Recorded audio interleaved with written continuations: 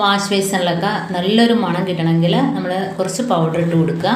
എന്നിട്ട് നമ്മൾ വെള്ളമൊഴിച്ച് കൊടുക്കുകയാണെങ്കിൽ നമ്മൾ റൂമിലും അതേപോലെ ഹാളിനകത്തൊക്കെ നല്ലൊരു മണമായിരിക്കും ഈ പൗഡറിൻ്റെ മണം. അപ്പോൾ ഇതേപോലെ നമ്മൾ ബാഡ് സ്മെൽ ഉണ്ടെങ്കിൽ ഇത് ഒഴിവാക്കി കിട്ടുകയും ചെയ്യും. അടുത്ത ടിപ്പിലോട്ട് കിടക്കാം. അപ്പോൾ നമ്മൾ ഇതേപോലെ സോപ്പിൻ്റെ കവറൊക്കെ ഉണ്ടെങ്കിൽ നമ്മൾ ഇതേപോലെ ഇളക്കിയതിന് ശേഷം തിരിച്ച് മടക്കുക.